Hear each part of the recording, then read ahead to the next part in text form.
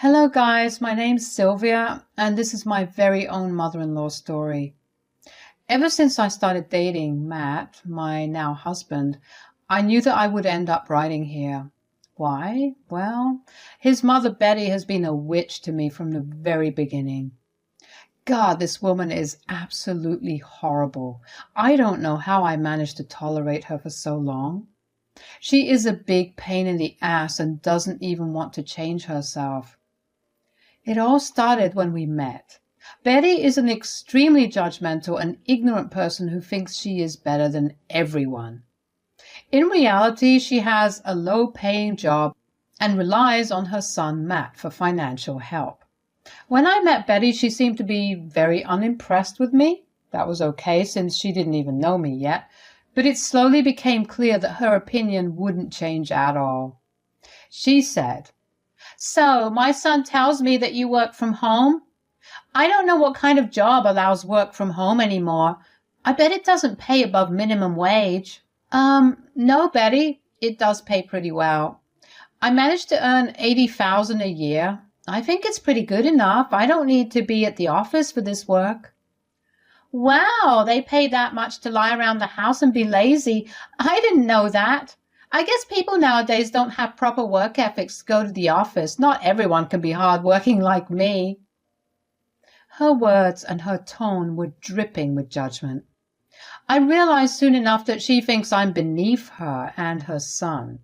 Surprisingly, she never said that I didn't deserve her son.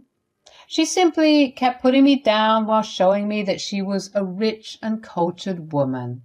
It was strange and annoying, but it got even stranger. She said, "What about your parents, Sylvia? Do they live around here? I never heard your surname in these parts before. It's very strange since I know everyone here." "They're not from around here. They live in a different country altogether. I moved here for college when I was 18. I have been here since then." "Oh my God, so now you're telling me that you are an immigrant. I didn't know that, Sylvia. I hear that life is very difficult in third world countries. I hope your parents are getting by fine. Do you help out?" "No, I don't need to. They manage on their own. I do send gifts and stuff sometimes." "Of course you do, Sylvia. Not everyone around the world gets to enjoy high-quality goods. Let me know if they need anything. I can always help out. I know how exciting it is to get nice gifts. Maybe I can send them some of my own." Guys, I was entertaining her bullshit for a while, but it was starting to get to me. Betty, just out of the blue, assumed that I came from a poor family and my parents don't have much money. I guess my simple looks and old car threw her off. We met at a carnival instead of an upscale restaurant, which might also have influenced her opinion, but it was Matt's idea to meet her. He said that she loves carnivals. Even if I didn't look rich, the stuff Betty was saying was downright low. Matt was off to bring us food, so I was stuck dealing with Betty on my own. As soon as Matt was back, Betty kept inappropriate comments and opinions to herself.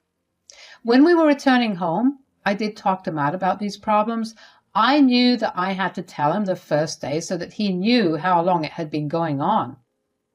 I said, "Matt, I don't think I can be close to your mom after this. She is extremely judgmental, and I don't think I can look past her behavior." "I'm so sorry she said these things to you, Sylvia. I wish I was around to defend you. Mom has always been like this. There is nothing I can do about it. Can you at least be civil with her? That will do for me." "Yes, I can do that, Matt. I tend to have thick skin, but your mom can be intense. I will try my best, though, I promise." And I did try my best, trust me, guys. I put up with Betty's behavior for a long time. I did everything to make sure not to scream at Betty for being such a snob. It was freaking irritating to hear Betty talk highly of her while assuming that I am a dumb girl from a poor country. After a while, I seriously couldn't stand her anymore. So with a little push from my friends, I decided to distance myself from her. That apparently angered Betty because she thought that I was being a bad daughter-in-law. It was a complete mess and Matt didn't know what to do, so I took matters into my own hands and started to be careful around Betty. I never indulged her or protested when she patronized me. She happily blabbered about my underprivileged upbringing and seemingly bad condition while I remained silent. Things went well for a few years until me and Matt got engaged. We started to plan our wedding and Betty made a whole show about how important it is for me to hold a grand wedding for the sake of her reputation. I rolled my eyes at that. She didn't contribute a cent to the wedding, but complained about how cheap we were being with our choices. Instead of helping out, she actually pestered Matt to buy her a new car so that he couldn't spend as much on the wedding. Yes, she wanted Matt's money all to herself. The worst happened when a cousin told me and Matt how Betty planned to humiliate me at our wedding by gifting me her used car because I couldn't even dream of ever owning something that expensive. Matt refused to believe that his mom could be so cruel, but I knew that it sounded like something Betty would do, so I made a plan. I called up my parents and said, "Mom, Dad, my mother-in-law wants to humiliate me at my wedding by gifting me a used car. She is convinced that I am a good-for-nothing woman who can never buy good things in life, and she wants my guests to know that as well." "She sounds like a nightmare, Sylvia. Why does she think that you are destitute? Did you say something of that sort?" "No, I simply told them that you guys live in a different country and I came here for studies. That made her think that we were poor and belonged to a third world country. This woman is nasty, Dad." "My God, she is something. I wonder how she ended up raising such a sweet man like Matt. I see no similarities between the two at all. What are you going to do about this situation, Sylvia? Do you want to confront your mother-in-law?" I did think about it. I wanted to confront Betty and just unload on her. She had no right to behave in such a horrible way all these years. Yes, I didn't give her full information about my background, but that was because it is none of her business. Matt knew it all, and that's enough. Betty didn't even care to ask. She simply assumed the worst and ran with it. Her false assumptions made her feel superior to me, and that was good enough for her. I wanted to confront her and shatter her big ego, but I didn't do that. I had better plans. If she decided to try and humiliate me at my wedding, we didn't deserve to be confronted in private. So I said, "Actually, no, Mom and Dad. I don't want to confront her in private. She does not think twice before trying to embarrass me in front of everyone. Why should I care about her feelings and confront her in private?" "Then what do you plan to do? We will keep you in any way we can. You just need to tell us." "That's right. We will do our best. We don't want you to take unnecessary stress. Planning the wedding is stressful enough." "Thanks, Mom and Dad.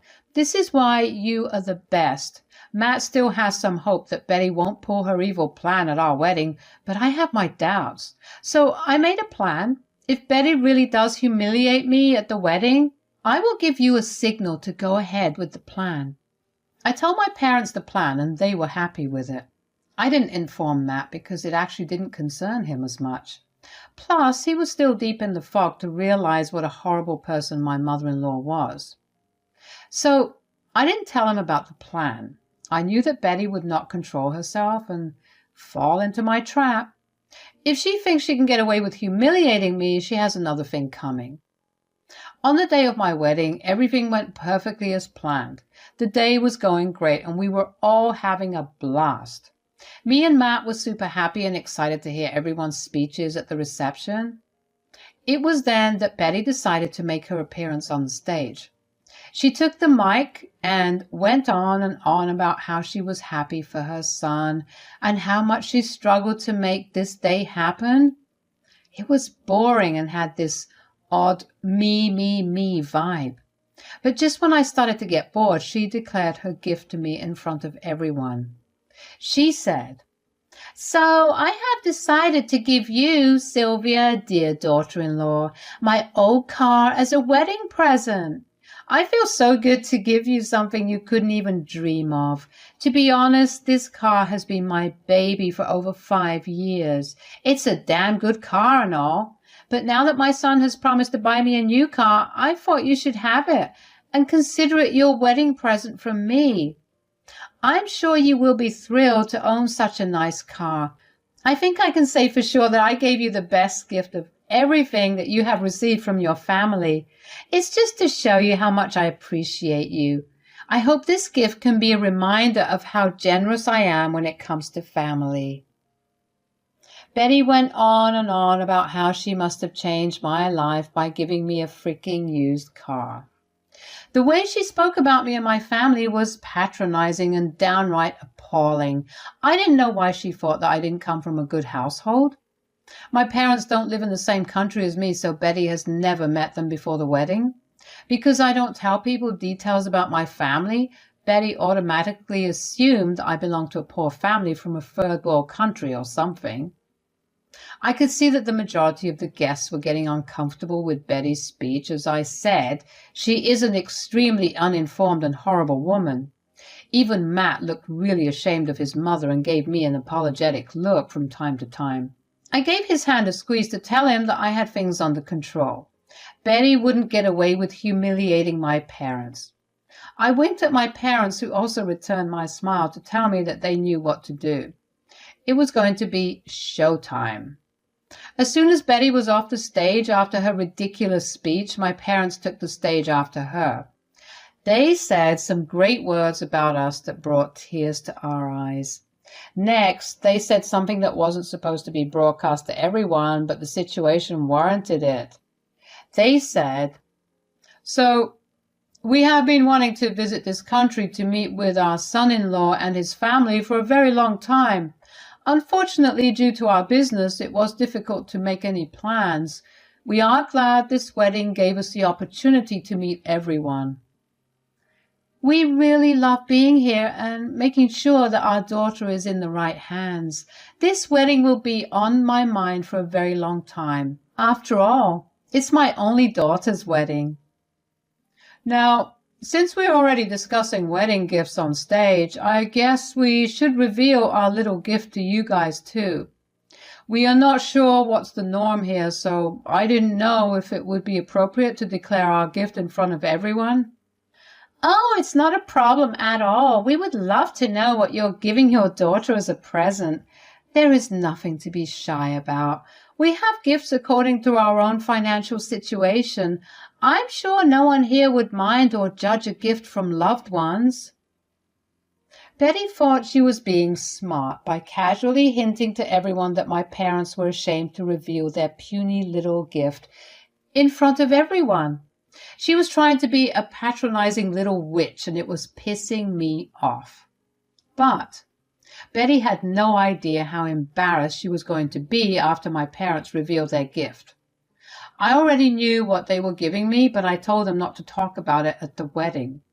I didn't want Betty to feel like my parents were overshadowing her gift, but after I learned and saw Betty's outrageous behavior, I told my parents to tell everyone what they were giving me, and they agreed. By my dear mother-in-law's insistence, of course. They said, "Thank you for the confirmation, Betty. I see that this is a loving and caring community. No one here really judges people at all. It's so nice to see that after such a long time." Yes, now since people here don't mind sharing details on their wedding gifts, we feel comfortable talking about it too. So me and my husband are really excited to disclose our wedding gift to this wonderful couple who got married today. For my sweet daughter and her amazing new husband, we are giving you guys a new mansion in this area. We found out that a great mansion here was up for sale, and we decided to get it for our one and only daughter. Sylvia and Matt, we really hope you like our gift. Come on, dear. We shouldn't just keep them hanging after this. Guys, we also decided to give you a check so that you can remodel the house and add your favorite furniture to it too. You know, we wanted you guys to have a good start to your married life, so it felt right to give you the whole package. I hope you like your gift. As soon as my parents said this, Matt and I expressed our sincere gratitude towards them. Our guests also cheered and applauded their generous gift since no one was expecting it. And everyone knew what mansion they were talking about. Let me just say that it costs about $500,000. And the check was for another $20,000 so that we could get the house furnished as we liked. Matt wasn't expecting that, so he was super happy. However, his mom, Betty, looked extremely embarrassed and was even looking down at her feet. It was glorious to see Betty get a proverbial slap across her face. If you think that the fun ended there, you are wrong. Betty is one of a kind. This woman had the audacity to walk up to us and express her disappointment at my parents' gift. You would think that she finally got beaten down. Well, it turns out she's just utterly shameless. She pulled us aside after the speeches and said, "That was extremely inconsiderate of your parents, Sylvia. I am embarrassed and appalled at their behavior today." "What do you mean, Betty? My parents have been nothing but kind to everyone here, including you. What is the problem?" "You are asking me what my problem is? Well, your parents should have some etiquette and not declare their gift in front of everyone. They intentionally flashed their money and made everyone feel poor." Betty's words brought out a big laugh from within me. Seriously, guys, I couldn't help but laugh at her ridiculous words. Now, she was accusing my parents of flashing their wealth. I said, "I don't know what you're talking about, Betty. You are the one who told them that they can declare their gift in front of everyone. They just did what you did before them. How did they suddenly become inappropriate?"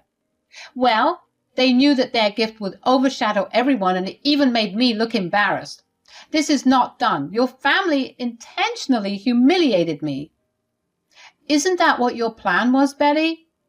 "I knew and heard what your plan was. I knew that you wanted to embarrass me and my parents by bringing up your gift and hinting that I am not rich enough to afford good things."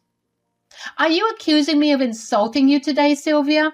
My God, just because I'm a poor woman who can't give you a good gift, you are intentionally humiliating me. Matt, are you hearing this? Look at how ungrateful your wife is." "What do you want me to say, Mom? Sylvia is right. You did start this shit show first. I heard what you said during your speech. You tried to humiliate my wife and her family, Mom. Don't try to turn the narrative now. You knew what you were doing, weren't you?" Immediately, Betty knew that she had messed up and got caught. Now her own son was throwing questions that she couldn't answer truthfully. She didn't have to, though. Everyone at the wedding knew how inappropriate Betty's speech was, and they now saw Betty for who she was. But Betty still decided to play the victim card. She said, "Matt, how can you say that to your own mother? It's not my fault that Sylvia lied to me and didn't tell me that her parents are rich. I bet she was waiting for this day when she would get to one-up me in front of everyone." "Don't you dare put the blame on my wife, Mom. She never said that her parents were poor. You are the one who assumed it, and we know from a cousin that you planned this speech to humiliate Sylvia today. There is no use lying or putting blame on others." "Okay, fine. I shouldn't have done that. But Matt, what Sylvia's parents did—" At this point, I saw that Matt had enough of Betty's bullshit. I was already exhausted with her, but seeing Matt get mad at his mom was awesome. But what Matt said next surprised both me and Betty. He said, "Stop it, Mom. What you have done today was extremely embarrassing. I should have seen this coming since you kept picking on Sylvia every chance you got. I feel like I failed as a partner to her. But I won't allow this anymore. You can keep your goddamn car. My wife doesn't need your charity, and I am not buying you a new car either." "What? Matt, why are you behaving like this? Why should I be punished? I know I shouldn't have made that speech, but I don't deserve so much hate. I'm your mother, Matt. You should side with me. I don't deserve to lose my new car." "That's all you care about, Mom. Money and material things. I have been an ATM to you for a long time now. You go around showing off your borrowed wealth and make people feel bad about themselves. It's time you live your life according to your financial standards." I am not helping you out anymore. In fact, I think me and my wife would like some space from you. Don't expect much communication from us from now on. We will be going no contact with you." Guys, Matt stunned the hell out of us all. This was the first time I saw him truly stand up for me. I felt proud that I married the right man. I knew that already, but man, that was awesome. He didn't need any prompting at all. Everything just came tumbling out of his mouth. It was glorious, and Betty was shocked to her core. She immediately started to cry while trying to change Matt's mind. Thankfully, we were in a secluded spot where no one could see us. She did all sorts of begging and pleading, but nothing worked. Matt scolded Betty some more before dragging me away to the party. He said, "Sorry for this drama, Sylvia. I should have done this a long time ago. I really don't want to spoil our wedding, but this had to be done." "Are you joking, Matt? That was the best thing you could do today. I never expected this. You don't have to keep your word, but I still appreciate it." "I plan to keep my word, Sylvia. Mom had been nothing but nasty to you. I never did anything substantial to make her stop. Now it's time I take a stand. We will start a new family, and I don't want Mom's negative presence in that." "I love you so much, Matt. Thanks for doing this for us. Trust me, I will remember this." I meant every word. My wedding wasn't spoiled as Betty had planned. Instead, it became one of the best days of my life. I was able to show Betty her place and get her toxic presence removed from my life. I didn't see the day getting any better, but it did, you know. Turns out people took the gift declaration a little too seriously. Our best friends finally revealed that they were funding our honeymoon. We already booked everything and they knew how much we were spending. They actually decided to give us that amount so that we could do something else with it. Betty's own mother ended up showing me the heirloom necklace that she was supposed to give me in private. Betty was getting more and more embarrassed as time passed. She kept crying in a corner, but no one went to ask her what was wrong. Her plan backfired horribly while I had a blast. Want to know what happened next? Well, true to his word, Matt went low contact with his mom. He ignored all her texts and only told her to contact us for emergencies. Betty didn't like it, of course. We also refused her car, which she couldn't give us anyway since Matt wasn't buying her a new one after all. He also stopped sending her money completely. We had an amazing honeymoon and moved into the new mansion just a month after our wedding. Betty wasn't even allowed a tour of the house or given a key. She complained, but again, no one listened to her. My parents actually ended up bettering their relationship with Matt. They already loved him, but seeing his new shiny spine, they were even more thrilled. From the money Matt and I saved by not paying his mom, we take tours to visit my parents when we can. Betty is miserable since she had to downgrade her lifestyle. She doesn't flaunt her money anymore and is desperate to have her son back. But her son is happy having only me around and has expressed his desire to stay that way, even in the future.